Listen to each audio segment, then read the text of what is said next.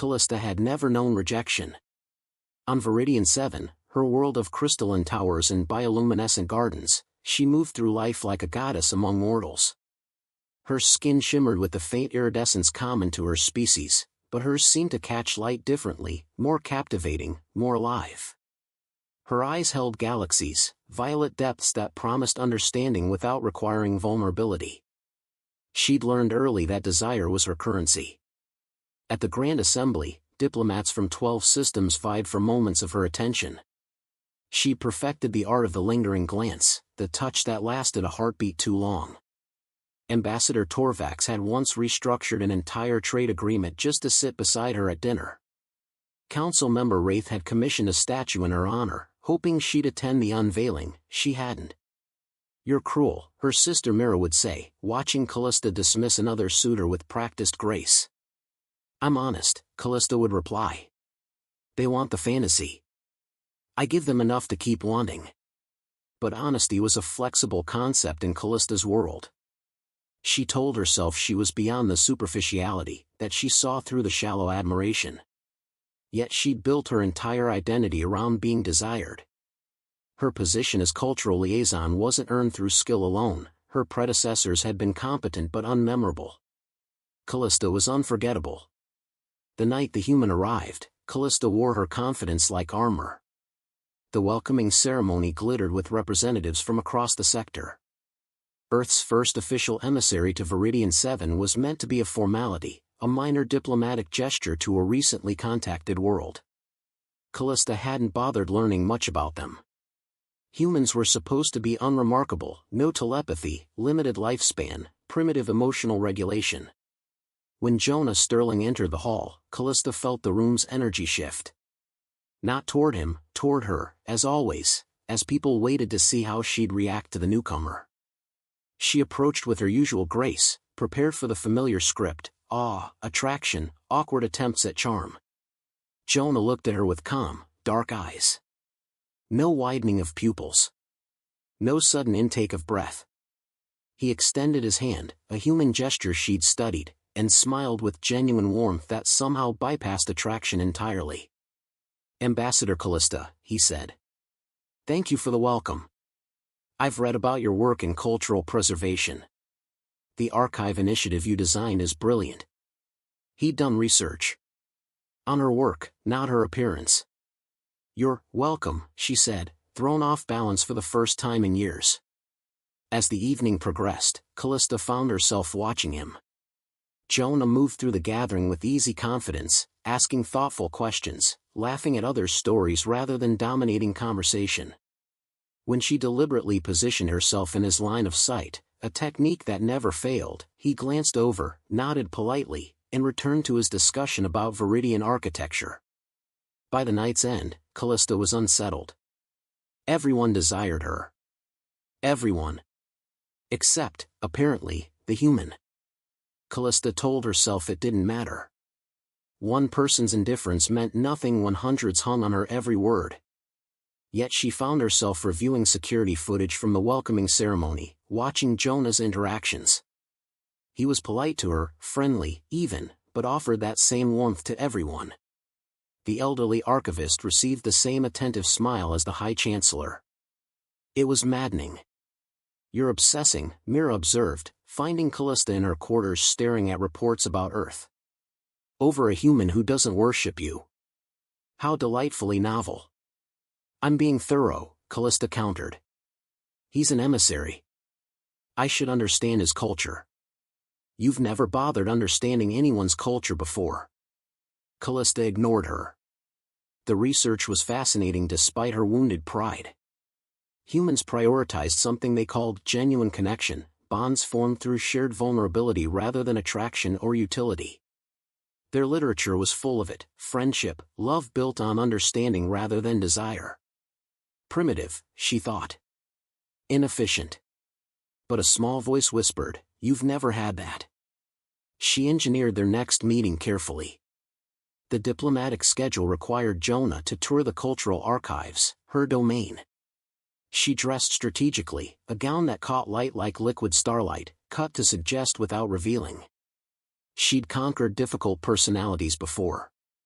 Jonah arrived precisely on time, accompanied by his aide, a younger woman named Carrie who watched him with obvious infatuation. Callista noted it with satisfaction. See, humans weren't so different. Ambassador Sterling, she greeted him. Welcome to the heart of Viridian culture. Just Jonah, please.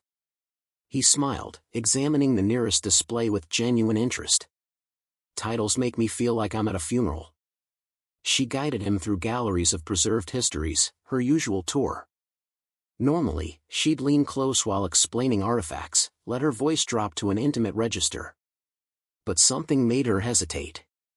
Instead, she found herself actually explaining the exhibit's significance, the real significance, not the simplified version she gave dignitaries. This is where we preserve our mistakes, she said, stopping before a chamber filled with fractured crystals. Every failed relationship, every broken alliance. We believe forgetting pain dooms us to repeat it. Jonah studied the display thoughtfully. On Earth, we have a saying, those who cannot remember the past are condemned to repeat it. But we struggle with it. We want to forget pain. Don't you preserve your histories? We record events, yes.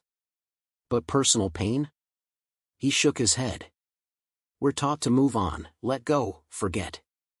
Maybe that's why we keep making the same mistakes in relationships. There was weight in his words, something personal. Callista found herself curious in a way that had nothing to do with conquest. You've made such mistakes, she asked. Everyone has. He met her eyes directly, not with desire, but with the steady gaze of someone offering truth. I was married once. Loved her desperately, or thought I did. Turns out I loved the idea of her, the way she made me feel. I never really saw her. By the time I realized it, we'd built a whole life on that shallow foundation. Callista felt something uncomfortable twist in her chest. What happened? She left. She deserved better than someone who loved her reflection more than her reality. He paused. I almost didn't take this assignment. Thought I'd hide on Earth, avoid risking that kind of pain again. But running from connection isn't living, it's just slower dying. The vulnerability in his admission struck her like a physical blow. People didn't talk to her like this. They performed, peacocked, tried to impress. They didn't reveal their failures. Why are you telling me this? She asked quietly. Jonah's smile was soft, sad. Because you asked like you actually wanted to know. That's rare, in my experience. The conversation haunted Callista for days. She found herself reevaluating interactions through a new lens. At the Chancellor's banquet, Ambassador Torvax spent 20 minutes describing his accomplishments, never once asking about her thoughts. Counselor Wraith presented her with another gift, an expensive necklace, but couldn't name her favorite color or recalled what she'd said during their last conversation. They didn't want to know her. They wanted to possess the idea of her. Had she ever wanted to know them? The realization was uncomfortable. She'd built her entire identity on being desired, but she'd never desired to truly know anyone. Connection required vulnerability, and vulnerability was weakness. Wasn't it? She began observing Jonah more carefully during diplomatic functions. He had a way of making people feel seen. With the usually ignored maintenance staff, he learned names and asked about their work with genuine interest. With high officials, he asked challenging questions that sparked real discussion rather than rehearsed speeches. And he continued to treat Callista with the same friendly, utterly non-lustful warmth. It was driving her insane. You could just talk to him, Mira suggested. Without the performance. I don't perform. Callista, you've been performing since you were 12. I'm not sure you know who you are without an audience. The words stung because they were true. The breakthrough came during a crisis. A solar flare disrupted Viridian's energy grid, plunging sections of the capital into darkness. Diplomatic quarters included.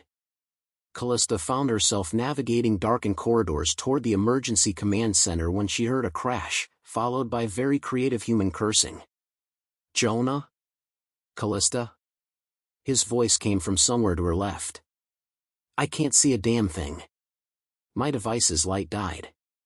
Stay still. I can see in low light. She found him quickly, sitting on the floor, rubbing his shin. In the near darkness, without witnesses or expectations, something shifted.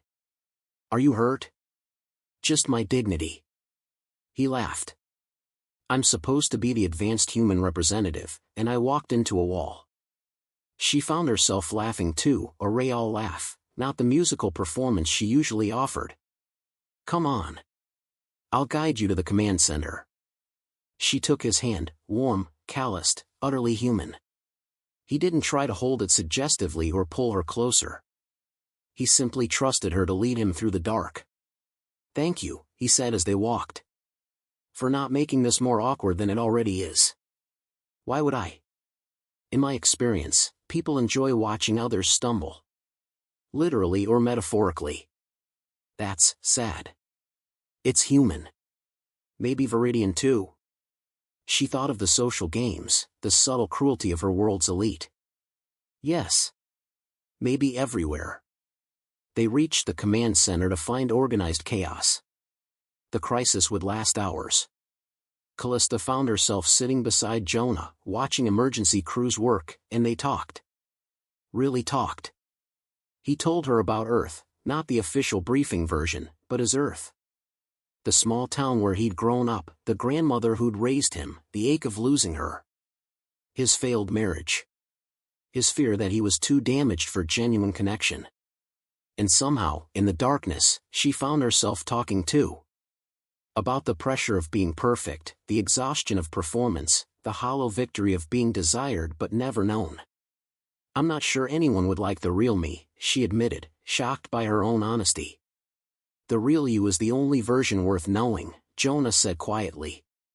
The performance is beautiful, but it's not you. And you, the person who preserves cultural mistakes because forgetting pain matters, who laughs when diplomats walk into walls, who admits fear, you're far more interesting than any fantasy. In the darkness, she felt tears on her face. She hadn't cried in years. His hand found hers again, and this time it felt different. Not desire, not attraction, something deeper. Connection. The power returned at dawn, but something in Callista remained changed. She began small. At the next diplomatic reception, when Ambassador Torvax began his usual performance, she interrupted, "That's impressive, but tell me, what do you actually fear?" The silence was profound. Torvax stammered, confused. Around them, conversations quieted. Callista had broken an unspoken rule. I don't understand the question. What keeps you awake at night, she pressed. What do you regret? What do you want that power and position can't give you? His face cycled through emotions, confusion, anger, and finally, briefly, something raw. I fear being forgotten, he said quietly. I've achieved everything I was supposed to achieve, and I feel empty. Real conversation erupted. Others, emboldened by Torvax's vulnerability, began sharing their own truths. The reception transformed from a performance into something authentic, messy, alive. Jonah watched from across the room, that small knowing smile on his face. But the transformation came with costs. Within days, whispers started. Callista was losing her touch, people said. Becoming unstable. Too influenced by the strange human. The Chancellor summoned her privately. Your behavior is concerning, he said, his crystalline features set in disapproval. You're making people uncomfortable. I'm making them honest. Honesty is destabilizing. We've built our society on carefully maintained appearances. You, of all people, benefited most from this system. I benefited from being an object, she countered. Not a person. And objects have their place. Valuable, important places. He leaned forward. You're the cultural liaison because you represent our ideals, beauty, charm, desirability. If you abandon that, what are you?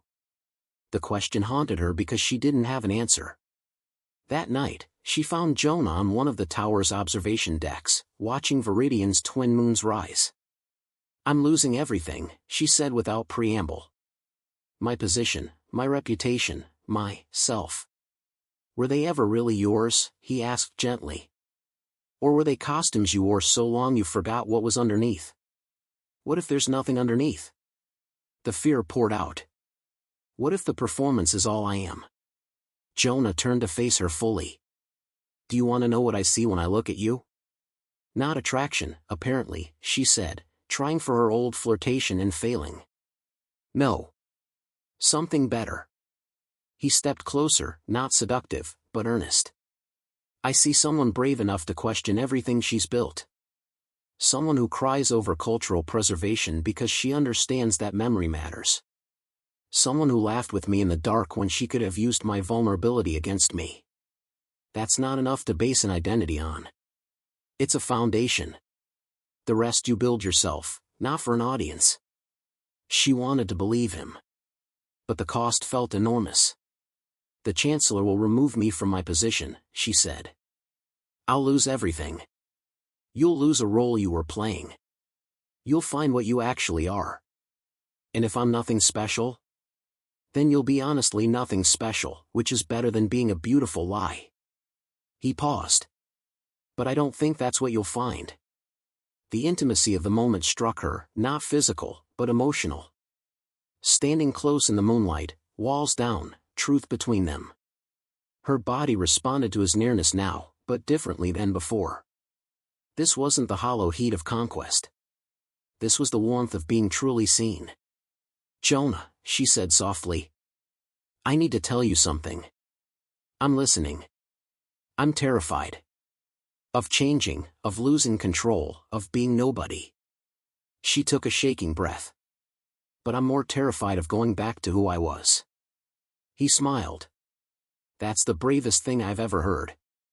And when he kissed her, gentle, questioning, reverent, it was nothing like she'd imagined. Not a victory or conquest. A beginning. The removal came swiftly. The council convened, heard testimony about her erratic behavior, and voted unanimously to replace her as cultural liaison. She was offered a minor archival position, a humiliation designed to break her, make her beg for her old role back. Instead, she accepted. The first weeks were brutal. Former admirers avoided her. Her quarters were reassigned to someone more appropriate. She moved into modest housing near the archives, carrying what felt like the weight of her entire collapsed identity. Mira visited, bringing food and skepticism. You could apologize, perform contrition. They'd take you back. I know, Callista said. That's what makes choosing this actually mean something. Working in the archives, she discovered something unexpected. She was good at the actual work. Not good at being looked at while pretending to work, actually skilled at cultural preservation. The elderly archivist, Bren, treated her as a colleague, teaching her techniques she'd never bothered learning before. You have good instincts, Bren said approvingly. You see patterns others miss. The compliment meant more than 1,000 empty praises of her beauty. Jonah's assignment was ending. Earth required his return for reassignment. They spent his final week together, and now the intimacy felt earned. They made love in her small quarters, and it was nothing like the calculated seductions of her past. It was awkward, honest, funny. They laughed when they bumped foreheads, talked through what felt good, fell asleep tangled together without performance or pretense. Come with me, he said one night, tracing patterns on her shoulder. Earth would fascinate you. And I'd love to show you my world. I can't, she said, though the offer tempted her. I'm just learning who I am here.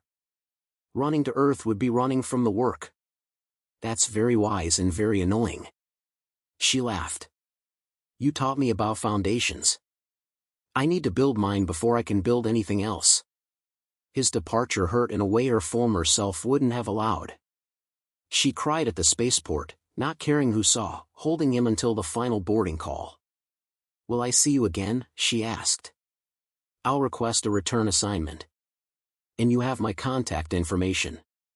Earth is only a message away. That's not the same. No, he agreed. But it's what we have. Sometimes, real connection means missing someone and knowing they're worth missing. Watching his ship disappear into Viridian's pink sky, Callista felt simultaneously broken and whole. Months passed. She threw herself into archival work, discovering a passion for preserving authentic cultural memory. She started a project documenting the personal stories behind Viridian's historical events, not the official versions, but the messy, human truth. When she interviewed former admirers, she asked them the questions Jonah had taught her to ask. Slowly, grudgingly, they began sharing real stories. Ambassador Torvax cried describing his daughter's death, pain he'd hidden behind achievements. Counselor Wraith admitted she'd never felt beautiful, had spent her life collecting beauty in others to fill the void. Callista recorded it all with reverence, understanding now what she'd never grasped before: everyone was performing. Everyone was hiding. True beauty was in the courage to stop. A year after Jonah's departure, she received a message: Earth is sending a new cultural delegation. Requested specific archivist for consultation. Can you guess who suggested you? When she saw his ship land, she didn't run to meet it.